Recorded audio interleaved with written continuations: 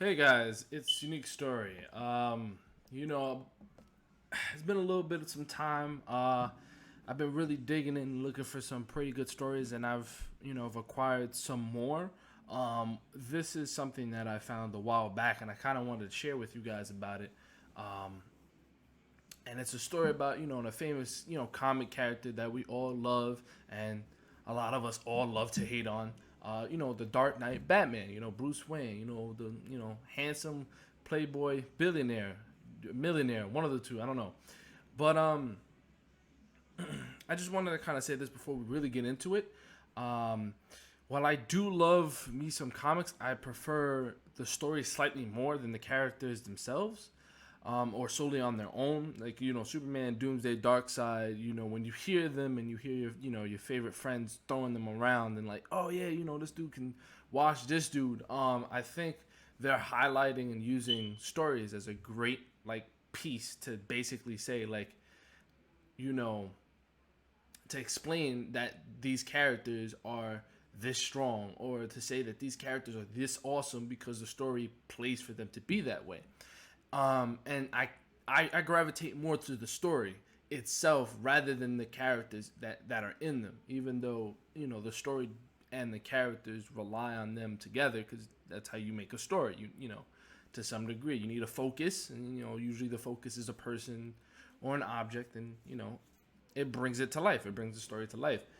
Um, Yet, this story in particular is something I'm really excited about, because it highlights Batman in a particular way that was just like, yo, wow, this is crazy. But uh, I'm sure that a lot of you are going to be supporting Batman, due to this story, if not, full on, because he's human, but at least emotionally or in an inspirational sense, I feel like you guys are going to just instantly rap with him. Um, so let's get right into it. Know you really like it when it's colder, babe. So maybe we can make it snow today. If you feeling low, we'll take it slow today. Maybe we can smoke a O today. I can light a candle, get a bathtub going. Go and pour you a glass of champagne, get you in your bag. Always make you laugh, get you on a flight and even have you coming fast. Baby, I can make it. Hey guys, Batman's War on Crime was created by Alex Ross and Paul Dini. This comic is basically set outside of the main DC universe. Um, with individuals like classic Superman, classic Batman, or post crisis Batman, post crisis Superman, post crisis Wonder Woman.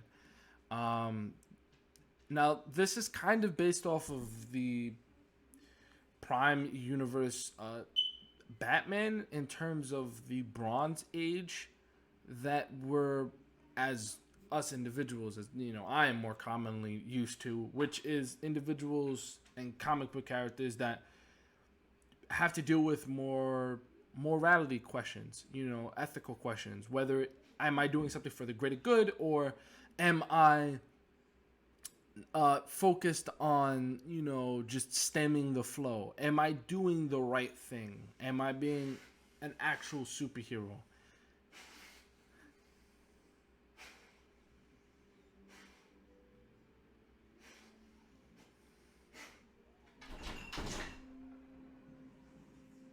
My dog is in my room, and I heard heavy sniffing from him, so I have no idea what's going on. But with the ethical questions that the Bronze Ages kind of poses to its comic book characters, Batman or this Batman is similarly based off of that, of the main continuity at this time. And so this Batman poses the question of where he would be at this time if things were different, or what would he look like? His characteristics, his values, certain things that he holds close to his heart now, would it be the same then? Um, for any logical person knows that it wouldn't be the same. But he looks at his executives in the business meeting that he's at currently, and he looks at the person that's proposing a plan to him and his company by an individual known as Randall Winters. Now, Winters is someone that Bruce Wayne glimpses some values that he has and certain things that he's like, I don't think I like what I see in this dude. And Winters just prioritizes extravagance, luxury, high amount of money, and and boosting his colleagues and him up to a higher amount of economic class. So Bruce kind of looks at him and, here's his proposal. Now, the proposal is basically just that they would like to reform and reconstruct Bayside, which is pretty much the high crime area of Gotham, or one of the high crime area of Gotham, with less economic, I want to say class of basically people that just don't have a lot of money. And it used to be home to the working class, but now it's not, no more, it no longer is. So he basically proposes to put up shops, put up empires, towers, so that they can make a lot more money. Bruce Wayne, as I said possibly before, that he'll entertain it. He will think of it and get back to him on it. So during that night, or later that night, Batman comes into the phrase during one of his patrols at night, and he scours over the city, and he hears 2 gunshots. The gunshots come from a store that is located in Bayside, and realizes that an individual has just lost 2 of his parents. A kid named Marcus. Marcus is in the same similar situation as Bruce Wayne was when he was 8 years old. He lost 2 of his parents to a gunman, alone, with cops running all around him. Taken to a police station and sitting there wondering, what am I gonna do? Not even just that, but the fact that he possibly just hasn't come to terms that his parents are gone yet. It shocks somebody, and you might not just be 100% there. But that kid is crying. He's in fear, and Batman sees it, and it gives him flashbacks of the situation that he was in, and he empathizes with him. But Batman kind of comes to the conclusion that the system, that the government will take care of the kid. The kid will be okay. Or at least that's his initial thought, until the next morning, in which Batman, or Bruce Wayne, sits with Randall, and they talk about in private about the proposal that Winters gave to Wayne. So Bruce at the time is just ready to uppercut this dude. He does not like what he's presenting. He's not paying attention to the individuals that live there. He's not giving a hoot about anybody else but money, his colleagues, and just more money. That's about it. That's his whole thing. And Bruce, after this conversation, basically sits and thinks about Marcus. Now, he thinks of if he was in Marcus's place, if he had no money, no type of company that he'll inherit, no one to take care of him besides the system, would he still be the same person he is today? And how would that events lead? Maybe he would be different. And so he goes to he goes to one of his nightly patrols, and he sees 4 gunmen, 1 gunman and 4 other co-criminals, and takes most of them out except the lookout. Now, the lookout is a young kid. It's Marcus. But Marcus is scared.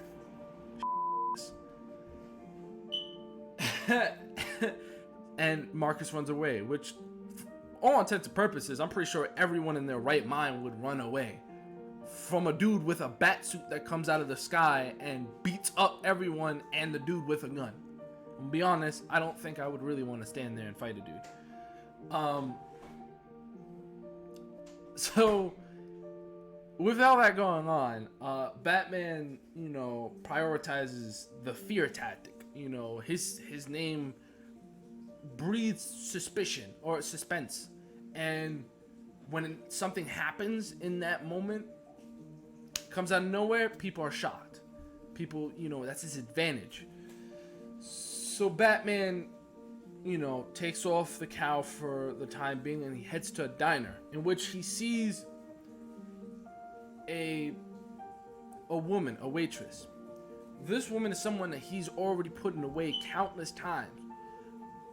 But he contemplates, why is that the case so? Or at least, he basically explains that she will eventually head back into a life of crime, even though she's trying to make a better possible way for her to live, to stick by the book, don't get into any more trouble. I'm not going to continue to do a life of crime.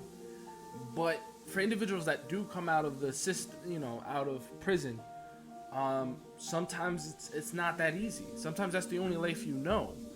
And being introduced into something else might be scary. It might not seem even better than what you did before in certain senses,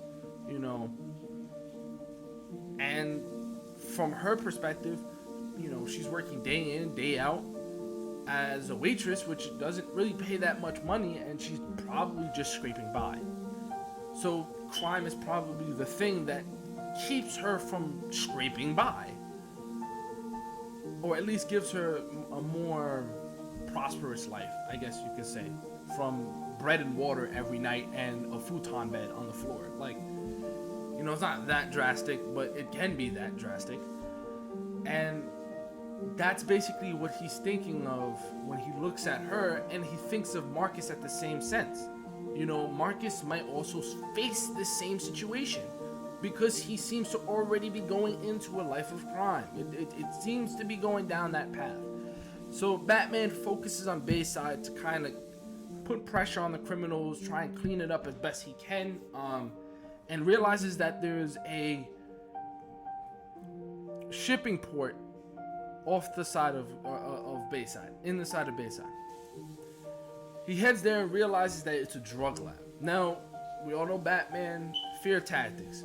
He takes them out, he jumps on one of them, takes out the rest of the criminals. Boom, bang, boom, bow, out. They're done. Except he hears a click behind his back. Now, when he hears the click, he turns around and realizes that it's Marcus. He realizes that Marcus is now holding a weapon pointed at Batman. Now, we all know, for all intents and purposes, a gun really doesn't do anything to Batman if he knows it's coming. I mean, Batman obviously has dealt with thousands and thousands of individuals that do have guns. So it's not like he's scared of him.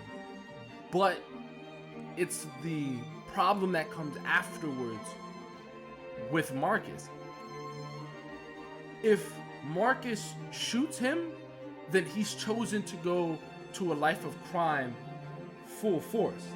It's not like there's a possibility that he might get better. No, he did the wrong thing, and Batman, to some degree, while he can be lenient, he has officially made the idea or the judgment that he's going to do bad, and that he needs to go to jail because he's accepted that, and he's gone too far. He's crossed the line. The second choice is if Batman runs or he tries to dodge out the way, Marcus will understand that a gun has power. And if it has power, then it can have power for individuals that aren't Batman. That it definitely will kill somebody. Because there's not many people out there like Batman. And so, or in the vast majority, obviously, you'll come around a human, and obviously a regular person might not be able to dodge or throw smoke pellets in the ground and disappear. And so he realizes that he only has one choice, which is to open his arms and present a non-aggressive stance towards Marcus, make him less of a threat, to empathize that he also has lost his parents too. He also has lost somebody too, and he knows what it means to lose somebody. But he's pleading with Marcus not to pull the trigger. Like, don't do it. Because if you do it, the message is if you do it, you cross the line. And if you cross the line, there's, Batman will try his best, but the system has, the crime has already gotten to him. And that's basically what's at stake here. And Marcus, pauses for a second, aiming at Bruce, and he drops the gun and hugs him, and he falls apart. He starts crying in Batman's arms, and it makes sense. Like, that was a hard situation to be in. It's stressful. And Batman, he holds him. He takes him back. He gives him as much, to some degree, as much help as he can give as Batman. You know what I mean? Because Batman's for the criminals, really, or for saving individuals that are in like really dangerous situations. But he's not like, the parent in the situation, or he's not focused on being the parent at all times. So he basically realizes as he transitions into the day, and that he can do a lot more as Bruce Wayne. That there is a lot more that he can do. Like, he can be a force for good as a regular individual with millions of dollars. Build communities, build home, build, appropriate shelters, put money into the people, build put a company there, company building there, a couple of company buildings for different, pieces and places in his business, and get them to work, and basically give people the ability to, one, create better lives for themselves and feed their families, and not have, create the other avenue besides crime, which is going to work, doing what you gotta do, obviously within the framework that you work in, which is beautiful.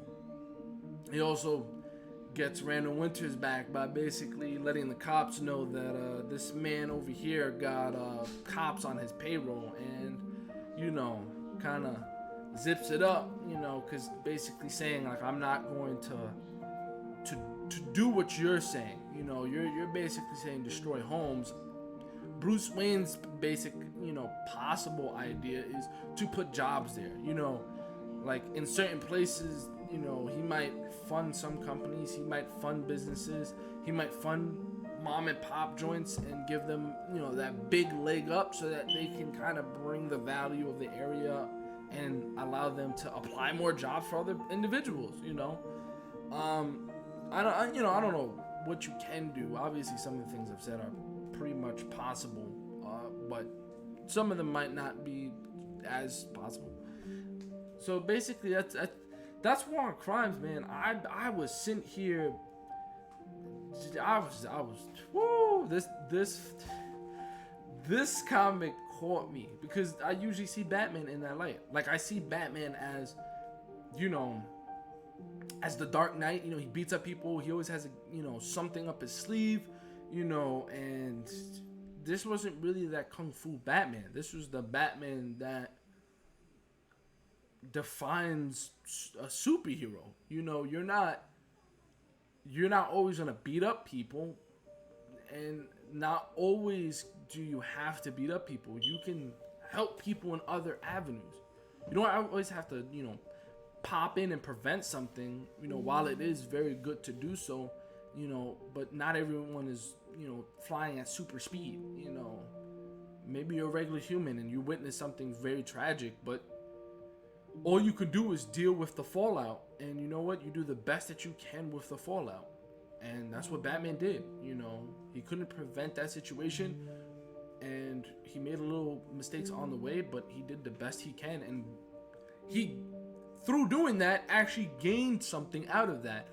You know, it wasn't for himself to gain, but it just happened. And that kind of is an example, you know, that he did this because he is a good person. You know, he could do bad, but he chooses not to. He could not care about people, but he chooses to care about people, you know. So, you know, or he chooses to care about the people that need the caring at the time, and he's willing to do so. So I highly recommend it, that you go, you know, read it, look at the art. Is amazing, hands down. Art is amazing. There's a lot more in there that you definitely would like to definitely read. And I definitely suggest other books by Alex Ross and Paul Dini.